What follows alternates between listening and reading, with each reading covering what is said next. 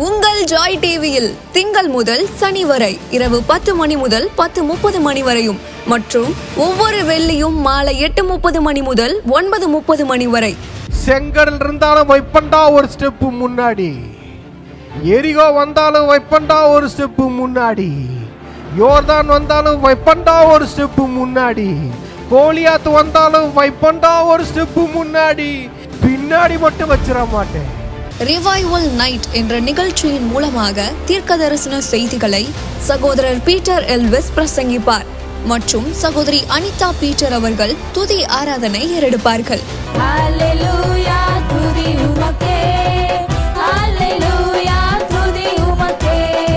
மனிதர்களின் வார்த்தையால் பாதிக்கப்பட்டது போதும், கடவுளின் வார்த்தையால் பாதிக்கப்படுவோம் வாருங்கள்.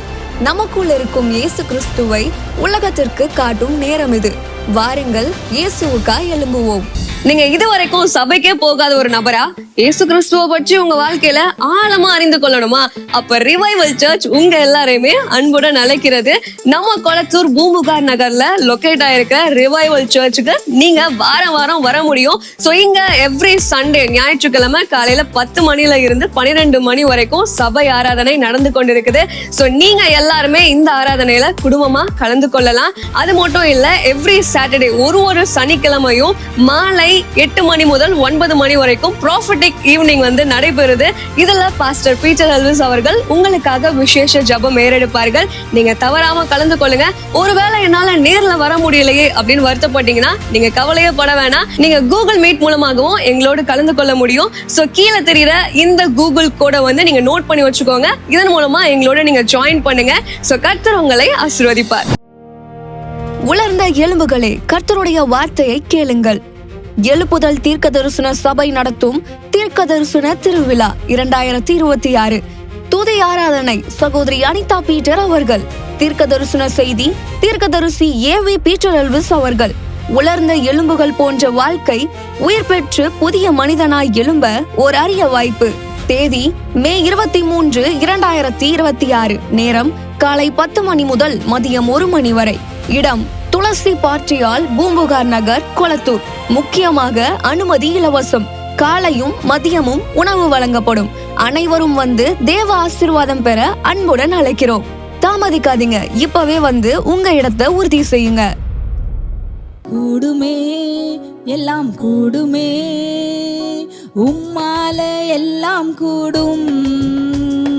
கூடாதது ஒன்றுமில்ல, உம்மால் கூடாதது ஒன்றுமில்ல. கூடுமே எல்லாம் கூடுமே, உம்மால எல்லாம் கூடும். கூடாதது ஒன்றுமில்ல, உம்மால் கூடாதது ஒன்றுமில்ல. மரித்து உயிர்த்தீரையா, மரணத்தை ஜெயித்தீரையா. மரித்து உயிர்த்தீரையா, மரணத்தை ஜெயித்தீரையா. மறுபடி வருவீரையா, உருமாற்றம் தருவீரையா. மறுபடி வருவீரையா, உருமாற்றம் தருவீரையா. கூடுமே எல்லாம் கூடுமே, உம்மால எல்லாம் கூடும். எல்லாம் பாடுவோமா? கூடாதது ஒன்றுமில்ல, உம்மால் கூடாதது ஒன்றுமில்ல. கூடுமே எல்லாம் கூடுமே, உம்மால எல்லாம் கூடும். கூடாதது ஒன்றுமில்ல, உம்மால் கூடாதது ஒன்றுமில்ல. கடல் மீது நடந்தீரையா, கடும் புயல் அடக்கினீரே. கடல் மீது நடந்தீரையா, கடும் புயல் அடக்கினீரே. சாத்தானை ஒடுக்கினீரே, சர்வ வல்லவரே. சாத்தானை ஒடுக்கினீரே, சர்வ வல்லவரே. கூடுமே எல்லாம் கூடுமே, உம்மால எல்லாம் கூடும். கூடாதது ஒன்றுமில்ல, உம்மால் கூடாதது ஒன்றுமில்ல. கூடுமே எல்லாம் கூடுமே, உம்மால எல்லாம் கூடும். கூடாதது ஒன்றுமில்ல, உம்மால் கூடாதது ஒன்றுமில்ல. செங்கடல் உம்மை கண்டு ஓட்டம் பிடித்ததையா, செங்கடல் உம்மை கண்டு ஓட்டம் பிடித்ததையா. யோர்தான் உம்மை கண்டு பின்னோக்கி சென்றதையா. யோர்தான் உம்மை கண்டு பின்னோக்கி சென்றதையா. கூடுமே எல்லாம் கூடுமே, எல்லாம் கூடும். கூடாதது ஒன்றுமில்ல, உம்மால் கூடாதது ஒன்றுமில்ல. கூடுமே எல்லாம் கூடுமே, உம்மால எல்லாம் கூடும். அவரால கூடாதது ஒன்றுமே இல்ல, ஒன்றுமில்ல, உம்மால் கூடாதது ஒன்றுமில்ல. உம் நாமம் சொன்னால் போதும், பேய்கள் ஓடுதையா. உம் நாமம் சொன்னால் போதும், பேய்கள் ஓடுதையா. உம் பெயரால் கை நீட்டினால் நோய்கள் மறையுதையா, மறையுதையா. உம் பெயரால் கை நீட்டினால் நோய்கள் மறையுதை. எல்லாம் சொல்லுவோம். கூடுமே கூடுமே எல்லாம் கூடுமே, உம்மால எல்லாம் கூடும். கூடாதது ஒன்றுமில்ல, உம்மால் கூடாதது. நீங்க சொல்ல சொல்ல உங்க வாழ்க்கையில எல்லா காரியங்களும் கூடும். கூடுமே எல்லாம் கூடுமே, உம்மால எல்லாம் கூடும்.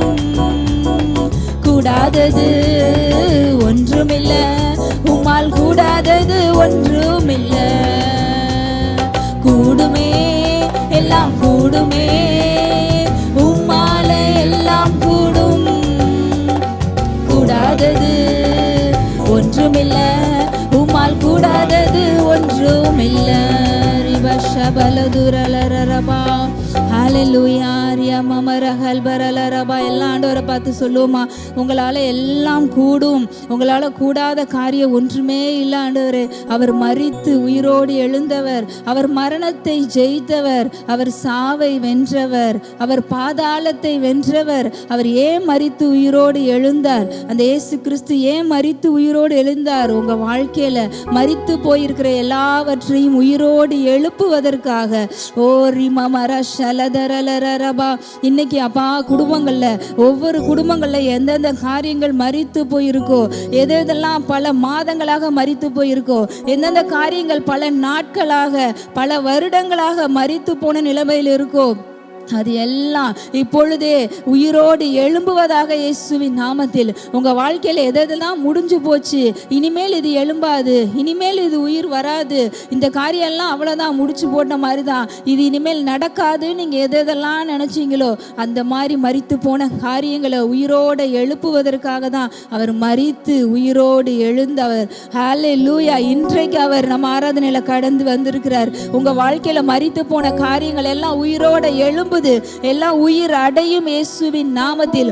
எதெல்லாம் நம்பிக்கை இல்லாம இருந்ததோ அந்த காரியங்களுக்கு எல்லாம் ஜீவன் வருது, அதற்கெல்லாம் உயிர் வருது இயேசுவின் நாமத்தினால. இன்றைக்கு நீங்க ரிசீவ் பண்ணுங்க, நீங்க பிலீவ் பண்ணுங்க. உங்க வாழ்க்கையில எந்தெந்த காரியம் முடிஞ்சிச்சுன்னு நினைச்சீங்களோ அதெல்லாம் இப்ப பிலீவ் பண்ணுங்க. ஆண்டவரால கூடாத காரியம் ஒன்றுமே இல்லை. அதெல்லாம் திரும்பவுமா உயிர் அடையுது, அதுக்கெல்லாம் திரும்பவும் ஜீவன் வருது, அதெல்லாம் உயிர்ப்பிக்கப்படுது இயேசுவின் நாமத்தினால. அப்பா எல்லாவற்றையும் அவர் துளிர்விட பண்ணுகிறவர், எல்லாவற்றையும் திரும்பவுமாய் முளைக்க பண்ணுகிறவர், திரும்பவுமாய் அதை உங்க கரங்கள் அந்த ஆசீர்வாதங்களை அவர் கொடுக்க வல்லவராய் இருக்கிறார். ஹல்லேலூயா. நன்றி சொல்றேன் ஆண்டவரே. அப்பா இன்றைக்கு இந்த ஆராதனையில எங்களோடு இணைந்திருக்கிற எல்லா குடும்பங்களையும் உங்க கரங்களில் கொடுக்குறோம். எந்தெந்த காரியங்களை அவங்க வாழ்க்கையில இதுக்கு மேல இது நடக்காதுன்னு அவங்க எதெல்லாம் முடிச்சு வச்சாங்களோ ஆண்டவரே, நீ விசுவாசித்தால் தேவனுடைய மகிமையை காண்பாயின்னு சொன்னீங்களே ஆண்டவரே, தேவனுடைய மகிமையை அவங்க பார்க்கட்டும். அந்த காரியங்கள் உயிர் அடையும் பொழுது, அந்த காரியங்கள் அவங்க கைகளில் வந்து கிடைக்கும் பொழுது, அப்பா தேவனுடைய மகிமை வெளியரங்கமாய் அவர்கள் பார்ப்பார்களாக நாங்கள் சொல்றோம். இயேசுவின் நாமத்தினால எங்க எல்லாரையும் எல்லா குடும்பங்களையும் உங்க கரங்களில் தாழ்த்தி அர்ப்பணிக்கிறோம். இயேசுவின் நாமத்தில் பிதாவே, ஆமென். ஆண்டவர் உங்களுக்கு இன்னைக்கு சொன்ன வார்த்தை என்னன்னா, பயப்படாதீங்க, எதுக்கும் பயப்படாதீங்க. ஒன்று நல்லா தெரிஞ்சுக்கோங்க, உலகத்தை பார்த்தோம் கண்டிப்பா பயப்படுவோம். இந்த உலகத்துல நடக்கிறத பார்த்தோம் கண்டிப்பா பயப்படுவோம். ஆனா ஆண்டவரை பார்த்தோன்னு நினச்சிக்கோங்க, நமக்குள்ள வாழுகிற தெய்வத்தை பார்த்தோன்னு நினச்சிக்கோங்க, அவர் நமக்கு கொடுத்திருக்கிற வாக்குத்தத்தங்களை பார்த்தோன்னு நினச்சிக்கோங்க, அந்த வேதத்தில் அவர் செய்திருக்கிற அற்புத அடையாளங்களை தியானிச்சோன்னு வச்சுக்கோங்களேன், எதுக்கும் பயப்பட மாட்டோம். கொஞ்சம் அப்படி உலகத்தை பார்த்துட்டோம், எதையாவது நியூஸ் பேப்பர் எடுத்து படிச்சிட்டோம், அதுல வர நியூஸ் இருக்கே, 3ஆம் உலக போர் எப்போது, விலைவாசி என்ன ஆகிற போது, இந்த உலகம் அழிவை நோக்கி போயிட்டு இருக்கு. இன்னும் 50 வருஷத்துல கடல் தண்ணி சென்னையில எத்தனையோ 50 வருஷத்துக்கு அப்புறம் அது வந்தா என்ன வராட்டினா என்ன. இந்த ஆளுக்கு 60 வயசு உட்காந்து பயந்துட்டு இருக்கிறார். பிரதர் 50 வருஷம் கழிச்சு கடல் தண்ணி சென்னைக்குள்ள வந்துடும். ஐயோ 50 வருஷம் கழிச்சு யார் ஆண்டவரே வந்துடுறாரான்னு தெரியல. இல்லை இவருக்கு 60, 50 வருஷம் கழிச்சு தண்ணி வந்தா என்ன வராட்டினா இவருக்கு என்ன. ஏன்னா பயம் பாருங்க. இந்த 110 வயசுக்கு அப்புறம் அவர் இருக்க போறாருன்னே தெரியல, அவருக்கு ஒரு பயம். அவர் பொண்ணு வியாதியா இருக்குன்னு வருவாரு, ஆனா செய்தி வரும் குடும்பத்துல இருந்து, வீட்டுல இருந்து ஒரு செய்தி வரும், உன் பொண்ணு செத்துட்டாப்பா, இதுக்கப்புறம் அவரை கூப்பிடாதப்பா, அளவுதான் நீ நினைச்ச ஆசீர்வாதம் முடிஞ்சிடுச்சுப்பா. இயேசு வீட்டுக்கு வந்துகிட்டு இருக்கிறாரு. ஆனா வீட்டுல இருந்து வர செய்தி கெட்ட செய்தியா இருக்கு. வீட்டில் இருக்கிறவங்க சொல்ற செய்தியெல்லாம் கேட்காதீங்க, நாட்டில் இருக்கிறவங்க சொல்ற செய்தியும் கேட்காதீங்க, உங்களுக்குள்ள ஒருத்தர் இருக்கிற சொல்ற செய்தியை அன்னைக்கும் கேட்க ஆரம்பிச்சிருங்க. அவர் சொன்னார், அவர் அற்புதம் செய்யறதுக்கு ரெடி, வீட்டுக்கு ரெடி. உன் வீட்டுல என்ன செத்து கிடந்தாலும் அதை உயிரோட எழுப்புறதுக்கு அவர் ரெடி. அது உன் பொண்ணு செத்திருந்தா என்ன, உன் பொருள் செத்திருந்தா என்ன, உன் வாழ்க்கையில என்ன அது மரணத்து பிரேதமா இருந்தாலும் என்ன, அதை உயிரோட எழுப்புறதுக்கு அவர் வந்துகிட்டு இருக்கிறாரு. ஆனா உன் பொண்ணு உயிரோட நான் எழுப்பிடுவேன். உன் வாழ்க்கையில என்ன செத்து போயிருந்தாலும் அதை உயிரோட நான் கொண்டு வந்துருவேன். என் பலத்த கரம், என் பராக்கிரமம், என் வல்லமை அதை செஞ்சிரும்.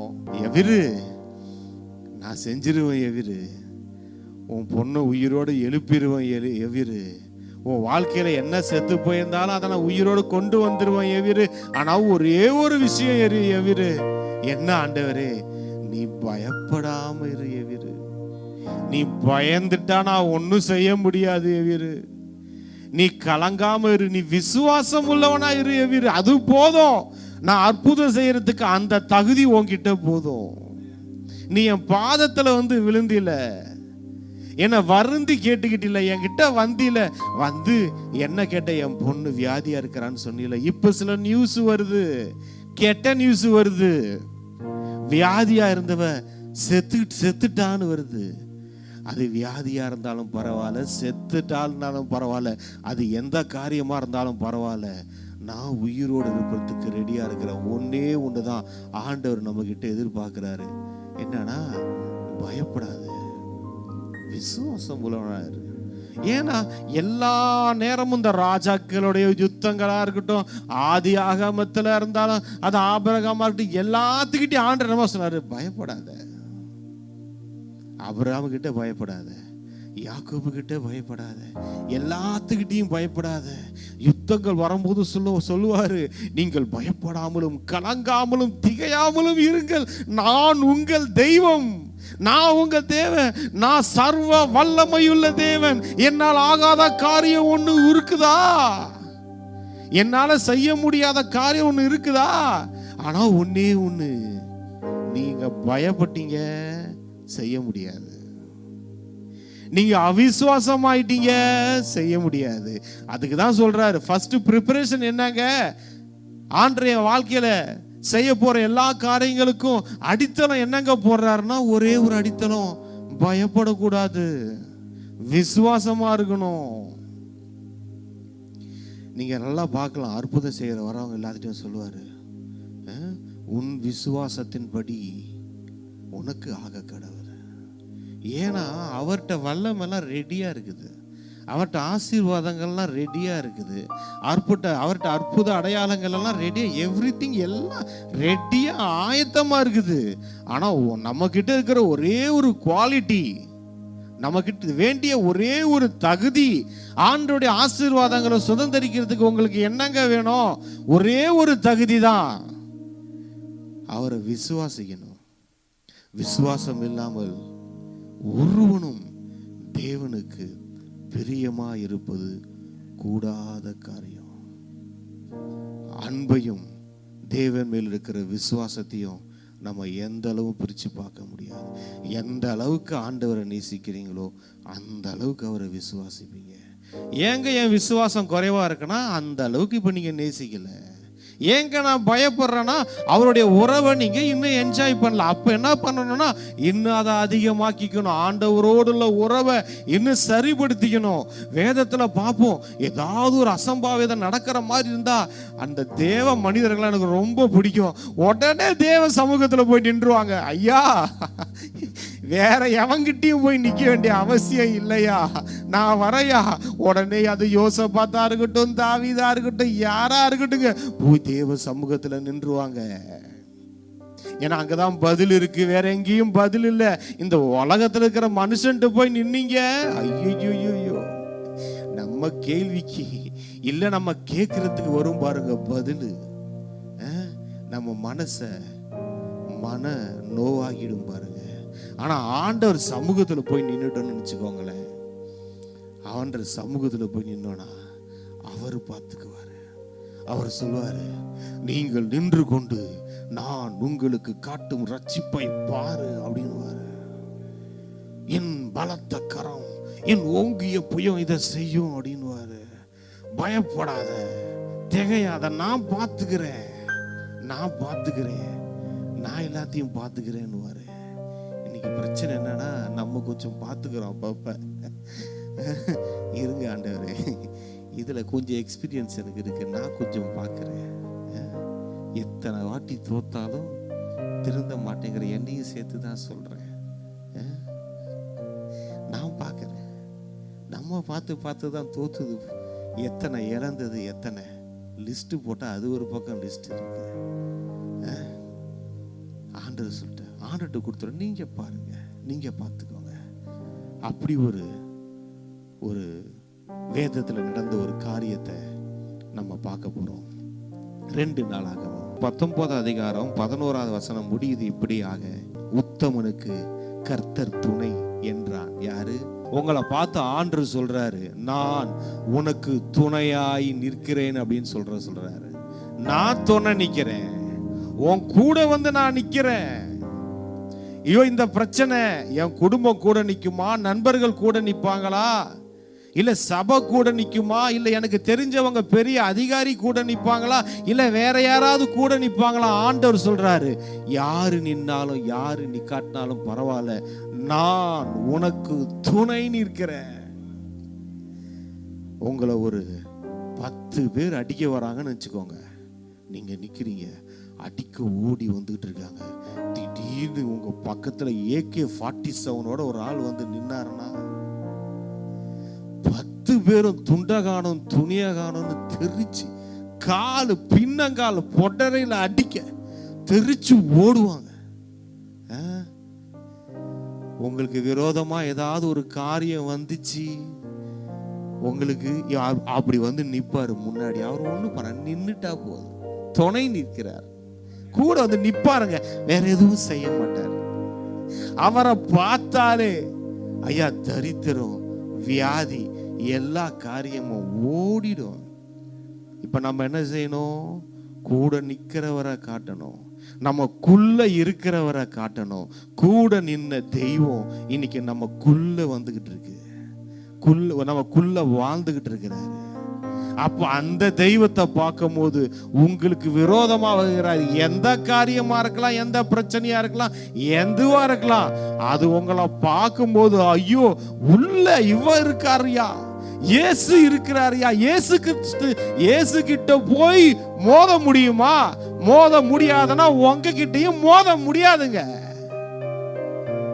உலகத்துல எந்த கெட்ட சக்திக்கும் பிசாசின் சக்திக்கும் எந்த லூசிபர் கூட்டம் அத்தனை பேர் சேர்ந்து வந்தாலும் என் தெய்வத்து முன்னாடி நிக்க முடியாது. எப்படி 100க்கு 100 உண்மையோ அந்த தெய்வத்தை எனக்குள்ளே நமக்குள்ளே வைத்து வாழ்ந்து கொண்டிருக்கிற நம் முன்பும் எந்த சக்தியும் எந்த லூசிபர் கூட்டமோ எந்த தரித்திரமோ வியாதியோ நிக்கிறதுக்கு அதுக்கு சக்தியே கிடையாது. ஹல்லேலூயா. ஆண்டவர் உங்களை பார்த்து சொல்றாரு, நீங்க எந்த நிலைமையில இருக்கீங்கன்னு எனக்கு தெரியாது, ஆண்டவர் சொல்றாரு நான் துணை. அல்லேலூயா. நான் துணை, நான் நிக்கிறேன். ஏதாவது வரும், ஏதாவது ஒரு நீடு வரும், அவர் வந்து நிப்பாரு. பேங்க்கார வந்து நிக்க வேணாம், அவர் வந்து நிப்பாரு. ஏதாவது ஒரு பிரச்சனை, சரீரத்துல ப்ராப்ளமா, டாக்டர்லாம் தேவைதான் இல்லைன்னு சொல்லல, ஆனா அந்த இடத்துல அவர் வந்து நிப்பாரு. அவர் நிக்கிறத நம்ம ஃபர்ஸ்ட் எதிர்பார்ப்போம். ஃபர்ஸ்ட் அவரை வைப்போம், முதலாவது கடவுளை வைப்போம். நீங்க வாங்க ஆண்டவர், நீங்க வந்து நில்லுங்க. அப்படி நின்னதை இவர் சொன்னார்ல யோசபாத்து, உத்தமனுக்கு கர்த்தர் துணைப்பா அப்படின்னு சொன்னார் பாத்தீங்களா. சொன்ன உடனே ஒரு பிரச்சனை வந்துச்சு. ஆண்டவர் பார்த்தாரு, ஏ யோசபாத்து நீ என்ன சொன்ன? உத்தமனுக்கு கர்த்தர் துணைன்னு சொன்னியா?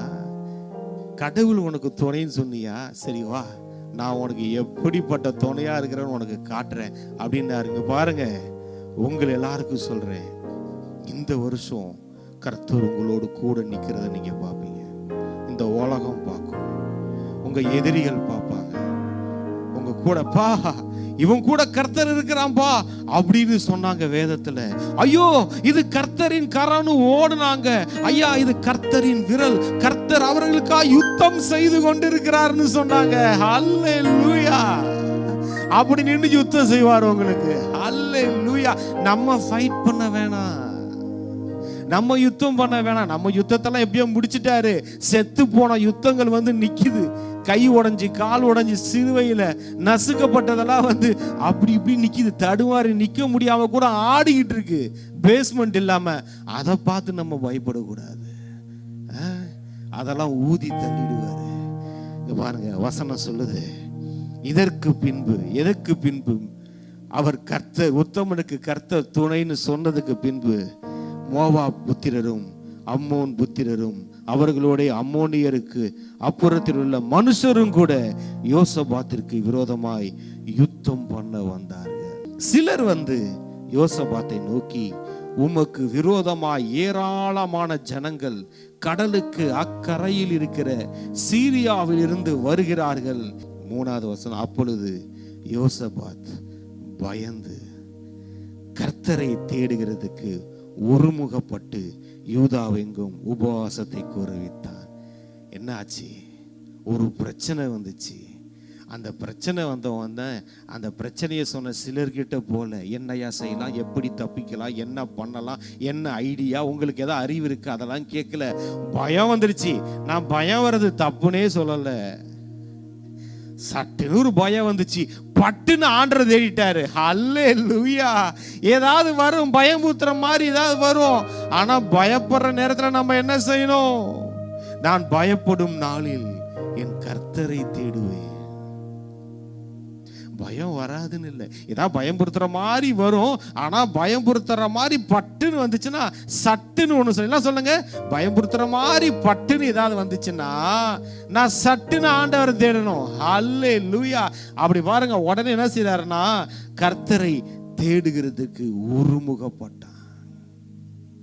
இன்னைக்கு ஒரு ப்ராப்ளம் ஏதோ ஒன்று வருதுன்னா உடனே நம்ம செய்ய வேண்டிய விஷயம் என்ன தெரியுமா?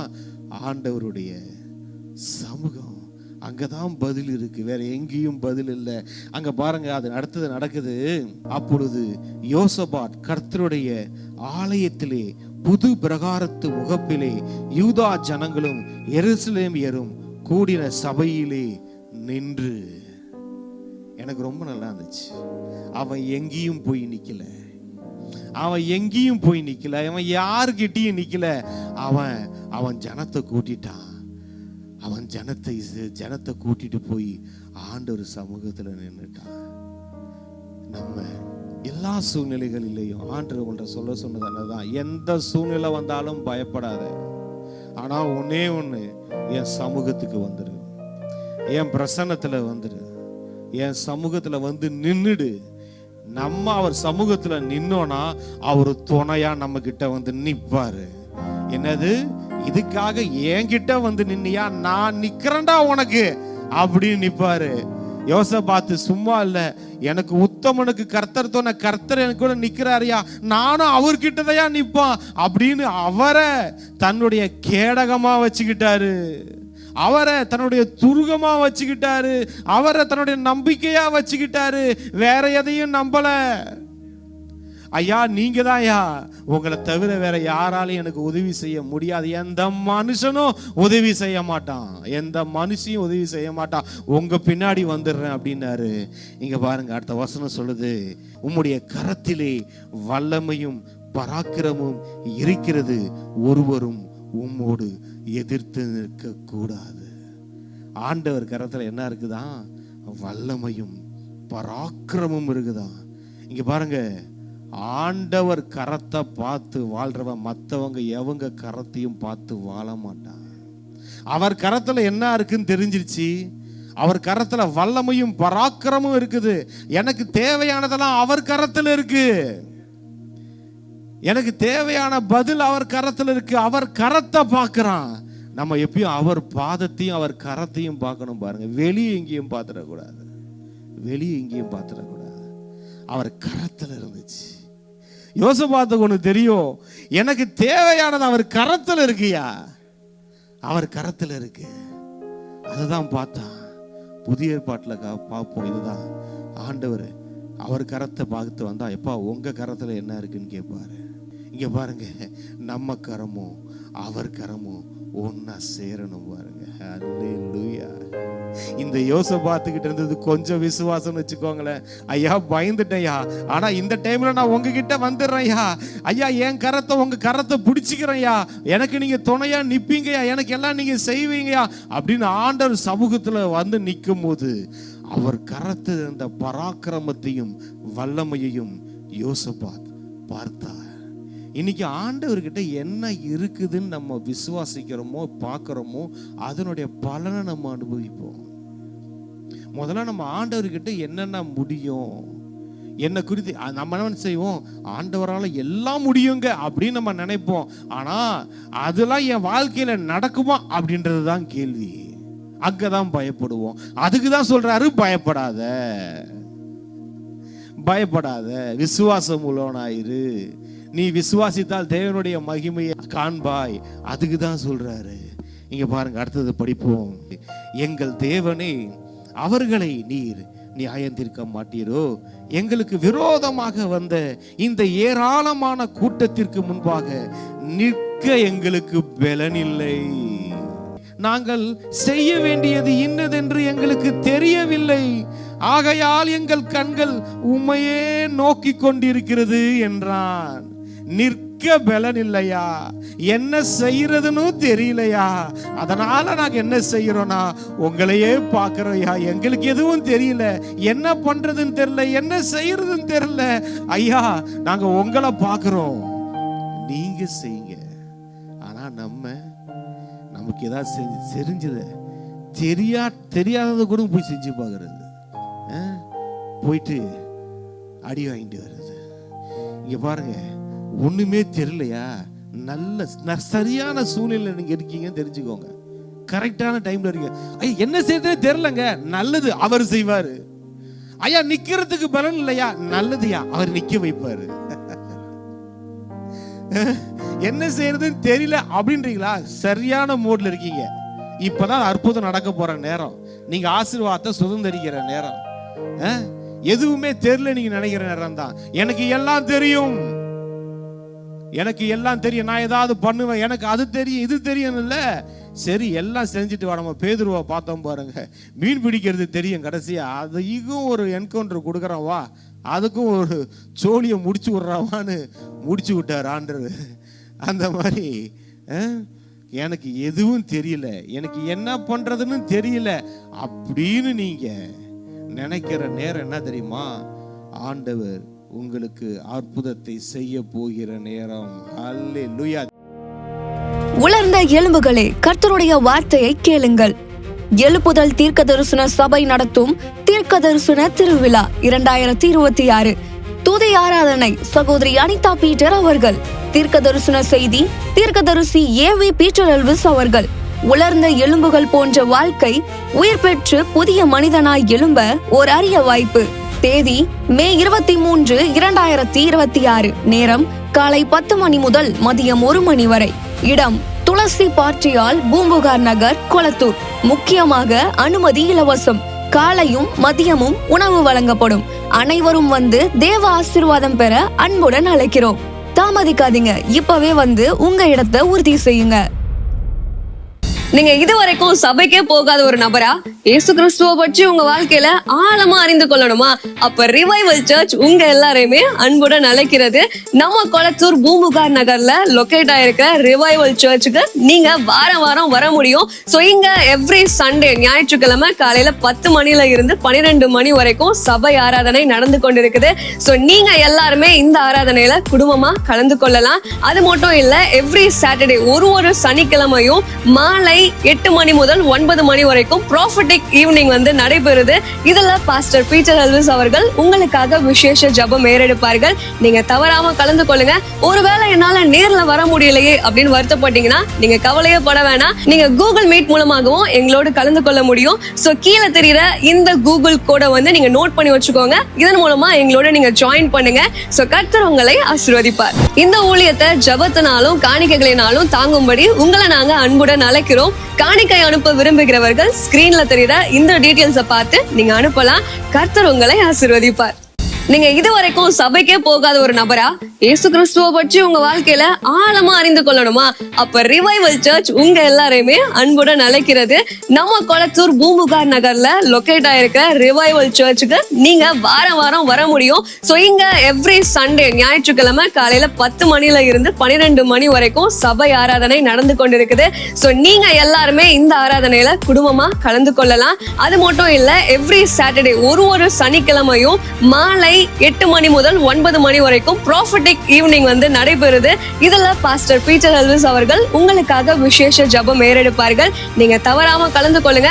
ஒருவேளை என்னால நேர்ல வர முடியலையே அப்படின்னு வருத்தப்பட்டீங்கன்னா நீங்க கவலையே பட வேணாம். நீங்க கூகுள் மீட் மூலமாகவும் எங்களோடு கலந்து கொள்ள முடியும். சோ கீழே தெரியுற இந்த கூகுள் கோடை வந்து நீங்க நோட் பண்ணி வச்சுக்கோங்க. இதன் மூலமா எங்களோட நீங்க ஜாயின் பண்ணுங்க. சோ கர்த்தர் உங்களை ஆசீர்வதிப்பார். இந்த ஊழியத்தை ஜெபத்தினாலும் காணிக்கைகளினாலும் தாங்கும்படி உங்களை நாங்க அன்புடன் அழைக்கிறோம். காணிக்கை அனுப்ப விரும்புகிறவர்கள் ஸ்கிரீன்ல தெரியுற இந்த டீடைல்ஸை பார்த்து நீங்க அனுப்பலாம். கர்த்தர் உங்களை ஆசீர்வதிப்பார்.